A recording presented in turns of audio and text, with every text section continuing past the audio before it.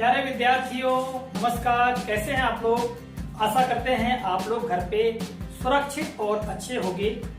जैसा कि आप सभी लोग जानते हैं, वर्तमान में कोरोना वायरस के संक्रमण की वजह से जो महामारी वो पूरे विश्व में व्याप्त है और लगभग सभी देशों में लॉकडाउन की स्थिति चल रही है।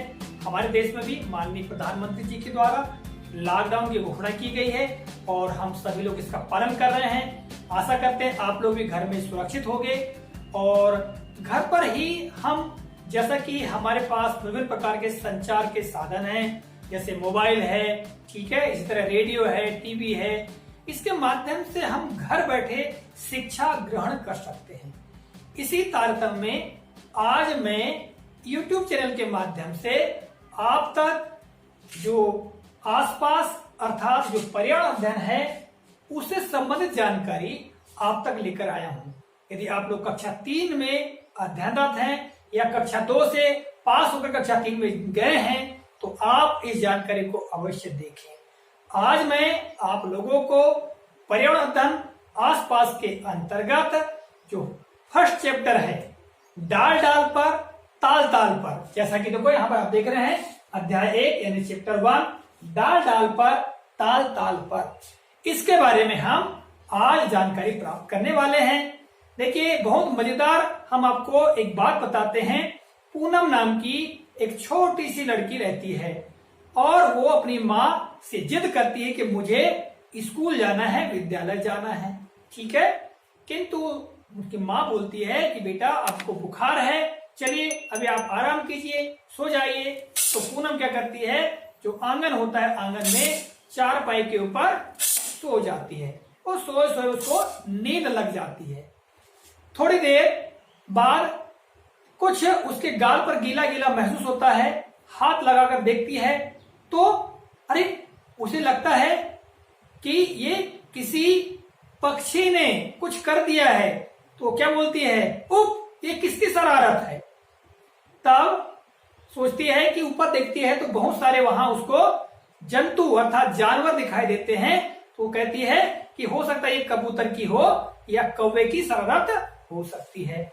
उसने एक पत्ता उठाया और पत्ता उठा करके अपने गाल से उस बीट को, यानी कौवे की जो बीट थी उसको उनने पोंछ दिया, फिर भी कुछ चिपचिपा रहा, ठीक है। अब देखो बेटा, यहां पर मैंने जो पेड़ के ऊपर पूनम ने जिन जिन जानवरों को देखा उन जानवरों के बारे में आपको जानकारी प्राप्त करना है। हम आपको बता रहे हैं आपकी जो पुस्तक में जो जानवर जो दिखाए गए हैं, ठीक है, उस चित्र में आपको देख करके बताना है कि कौन कौन से जानवर आपको दिखाई दे रहे हैं, ठीक है। ये देखिए आपकी पुस्तक, इस पुस्तक में आप देख रहे हैं यहां पर ये जो चित्र दिखाया गया है, तो यहां पर कौन कौन से जानवर आपको दिखाई दे रहे हैं, आप इनके नाम बता सकते हैं। जरा बताइए नाम, या आप अगर अभी नाम अगर बता रहे हैं तो उसको नोट भी करते जाइए, लिखते भी जाइए। जैसे ये देखिए, क्या है ये है कबूतर, ठीक। यहां आगे देखेंगे तो ये कौवा, ये क्या है देखिए गिलहरी, आपको गिलहरी दिखाई दे रही है। इधर नीचे देखेंगे तो आपको बंदर कहां दिखाई दे रहा है, ये देखिए बंदर, ठीक है। इस तरह ये पक्षी, ये तितली, ये चींटियां।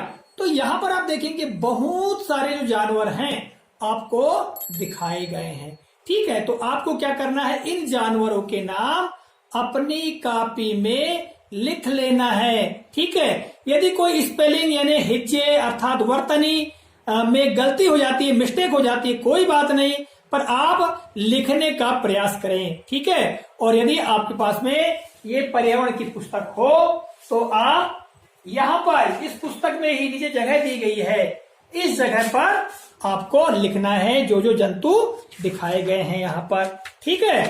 अब आगे चलते हैं।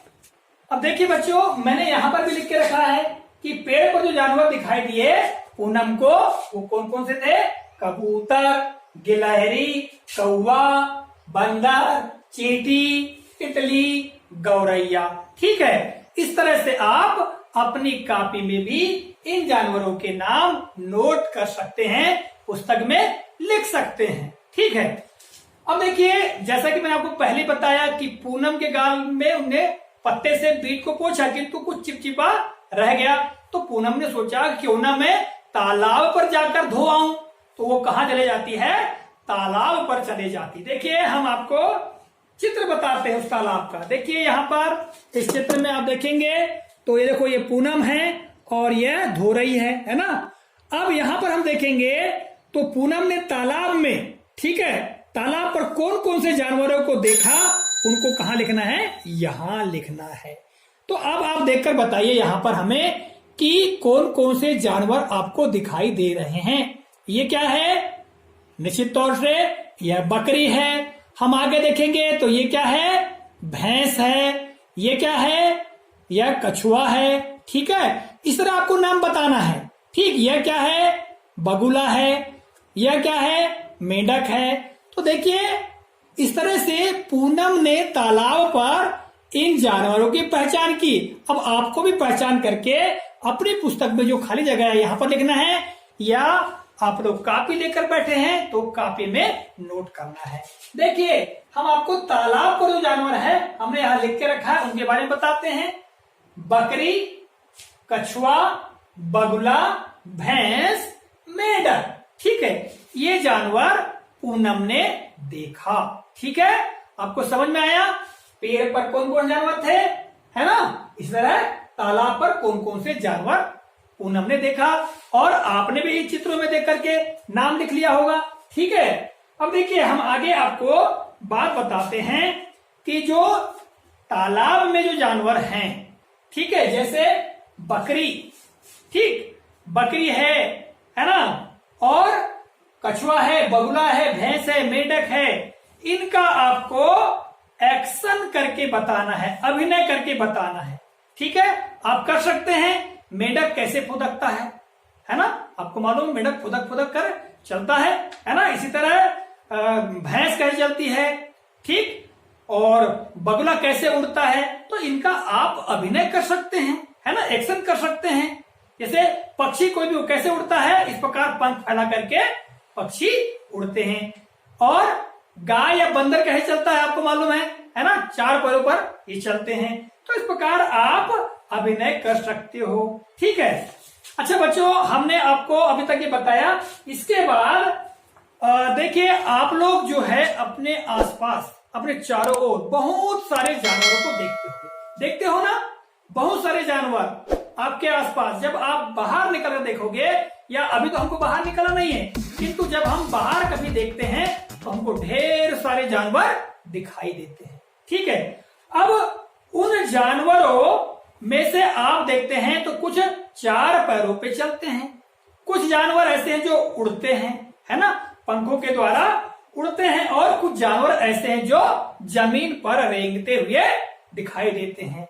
तो बेटा आपको क्या करना है, यहाँ पर देखो हमने जानवर जो हम बाहर देखते हैं उनके बारे में लिख के रखा है। आप लोगों को क्या करना है, ये जो आपकी पुस्तक है, इस पुस्तक में यहाँ पर उनके नाम लिखने हैं। जैसे जो जानवर उड़ते हैं, जो जानवर रेंगते हैं, जो जानवर चलते हैं, जो जानवर फुदकते हैं, जो जानवर पंख वाले हैं, जो जानवर पैर वाले हैं, और जो जानवर पूंछ वाले हैं। तो इस तरह से आप अपनी नोटबुक में या अपनी पुस्तक में इनके नाम लिख सकते हैं। यदि कोई वर्तनी में गलती होती भी है कोई बात नहीं, वो गलती बाद में सुधर जाएगी, पर आप लिखने का प्रयास अवश्य करें। देखिए हम आपको आपकी सुविधा के लिए यहां पर हम बता देते हैं। जैसे उड़ते हैं, जो जानवर उड़ते हैं वो कौन कौन से हैं? कौवा, मोर, कबूतर, कोयल, नीलकंठ, बाज, चील, तितली। इसके अलावा भी बहुत सारे जानवर आप लोगों ने देखा होगा। आप और भी जानवरों के नाम लिखिएगा अपनी कॉपी में। ठीक है, आगे हम चलते हैं। तो जो जानवर रेंगते हैं, अब रेंगने वाले जानवर सांप, केंचुआ, कछुआ, मगरमच्छ, ये ऐसे जानवर हैं जो जमीन पर रेंगते हैं। ठीक है, इसके अलावा यदि कोई जानवर के बारे में आपको जानकारी हो तो आप लिख लें उसको, है ना। आगे हम बात करते हैं तो जो जानवर चलते हैं, जमीन पर अपने पैरों के माध्यम से चलने वाले जानवर कौन कौन से हैं? गाय, घोड़ा, बंदर, हाथी, शेर, बकरी, भालू। ठीक है, ये जानवर क्या करते हैं, जमीन पर अपने पैरों के माध्यम से चलते हैं। आपने देखा होगा कि जानवर चलते हैं, गाय को चलते देखा होगा, बंदर को चलते देखा होगा, है ना। अब हम बात करते हैं आगे। तो जो जानवर फुदकते हैं, फुदक कर एक स्थान से दूसरे स्थान चलते हैं, तो अभी हमने आपको बताया था कि मेंढक ऐसा जानवर है जो फुदकता है ना। इसके अलावा फुदकने वाले जानवरों के बारे में आपको मालूम हो तो आप बताइए। गौरैया पक्षी भी ऐसा पक्षी है जो कि जब चलते समय वो फुदकता है। ठीक है, आगे हम बात करते हैं। तो पंख वाले जानवर कौन कौन से हैं? तो भाई जो जानवर उड़ते हैं तो वो पंख वाले हैं, है ना। तो जैसे ऊपर हमने आपको बताया था, उनके भी नाम लिख सकते हो या आप अलग से भी लिख सकते हो, जैसे कौवा, गौरैया, मोर, तितली, गिद्ध, कठफोड़वा, सारस। इसके अलावा बहुत सारे पक्षी हैं जिनके पंख होते हैं, है ना। फिर हम बात करते हैं आगे पैर वाले जानवर। ऐसे जानवर जिनके पैर होते हैं।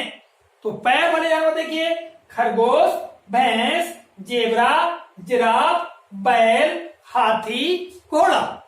ये ऐसे जानवर हैं जिनके पैर होते हैं चलने के लिए, है ना। एक स्थान से दूसरे स्थान जाने के लिए क्या होते हैं, पैर होते हैं। आगे हम देखेंगे तो पूंछ वाले। भाई ऐसे बहुत सारे जानवर हैं जिनकी पूंछ होती है। भाई आप देखोगे तो लंबी पूंछ वाला कौन होता है, बंदर यानी वानर, है ना। तो हम यहां देखते हैं पूंछ वाले जानवरों में गिलहरी, बाघ, बंदर, गधा, ऊंट और जो पक्षी होते हैं उनकी पूंछ होती है। तो बच्चों हमने आपको अभी इन जानवरों के बारे में बताया। ठीक है, अब हम क्या करेंगे, अगले कालखंड में आप लोगों को इसके आगे की जानकारी देंगे। और देखिए आपकी पुस्तक में यहाँ पर आगे देखेंगे तो बहुत सारी गतिविधियां, यहाँ पर जानवरों के खाली चित्र दिए गए हैं। इनमें रंग भरने के लिए अधूरे जानवरों को पूरा करना, फिर वर्ग पहली भरना। ठीक है, इस तरह अपने अंगूठे और अंगुली की सहायता से हमको चित्र बनाना, है ना। एक कार्ड करके चित्र बनाना, ड्राइंग करना, ऐसी बहुत सारी गतिविधियां दी गई हैं। इसके बारे में हम अगले कालखंड में आपको बताएंगे। ठीक है, सब लोग बोलिए मिलकर के जय हिंद।